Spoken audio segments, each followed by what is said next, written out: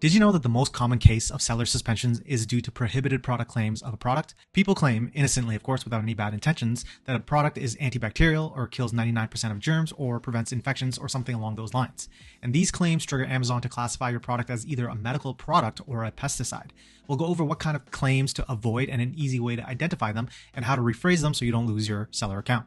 My name is Zane and I'm from SellerMetrics, an Amazon agency dedicated to guiding Amazon sellers to massive brand growth through listing and PPC optimizations.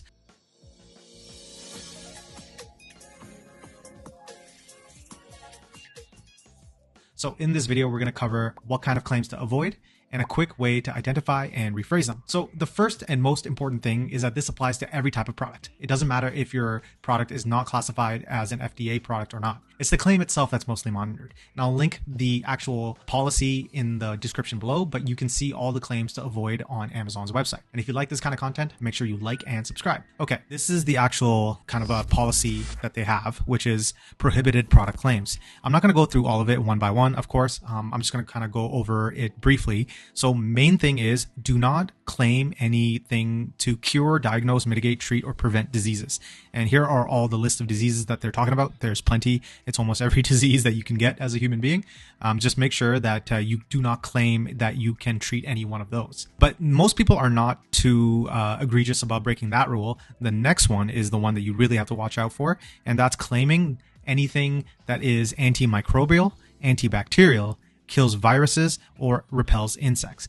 Now, obviously, there's a caveat to this, is that if you actually have an FDA certificate proving that it can do any one of these things, then yes, you're allowed to claim that. You just have to prove that to Amazon by providing them the certificate. So make sure you avoid all of these things. Again, I want to remind you that it doesn't matter what the product is.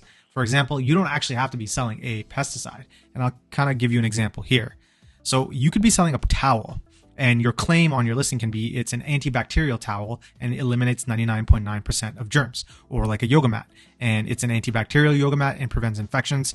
But honestly, one of the most common cases is if you're selling a drink, snack, or supplement and you claim that it boosts immunity and prevents a cold. Yes, all those are claims that can absolutely trigger Amazon's system to block that listing unless you provide proof. And if you don't provide proof, they can cancel your entire account. So be very, very careful. Now, obviously, when I showed you this website, it's a lot to go through. And then obviously you have to go through the FDA website for any other things.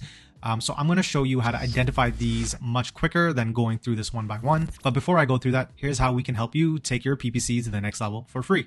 If you want to learn more on how you can optimize Amazon PPC, you can get a free copy of our ebook, The Ultimate Guide to Amazon Ads, Advanced Tactics, and Best Practices. This book has received a 4.8 out of 5-star rating on Amazon and has helped beginners and advanced sellers alike. Click the link in the description below to sign up to our emailing list and receive a free copy. So to quickly identify incorrect phrases, we can simply use ChatGPT, and I'll show you 2 prompts to fix up your listing.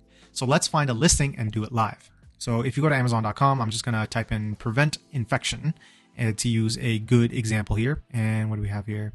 Okay, this is a really good example. Marie Originals Natural Ear Oil Drops. I have no affiliation with this. It's just some random example. But here you can see that they have ear drops for infection prevention. So normally that is a bad claim to make unless you have proof that it can in fact do that. So what we want to do is we want to copy all of this. Okay, just copy and then go to ChatGPT. So if you're in ChatGPT, what you want to type in and prompt is, can you review my listing and identify any prohibited content? So here you go. Here's the prompt. And here is my copy and pasting of that exact listing that I just got from Amazon. So it goes through it all and it gives you all of the claims that might be something you want to worry about. So health claims, statements like relieving minor to moderate ear pain related to infections and addressing ear discomfort can be seen as a medical claim. So Amazon prohibits products from making claims to cure, treat, prevent, or diagnose diseases without proper approvals from regulatory bodies such as FDA. And then it goes on to show preventing infections, helping relieve discomfort could be considered therapeutic claims. And there's other stuff as well, like unsubstantiated ingredients. And you can kind of go through all of this to see what ChatGPT flags. But normally it's just any medical claim that you might want to worry about.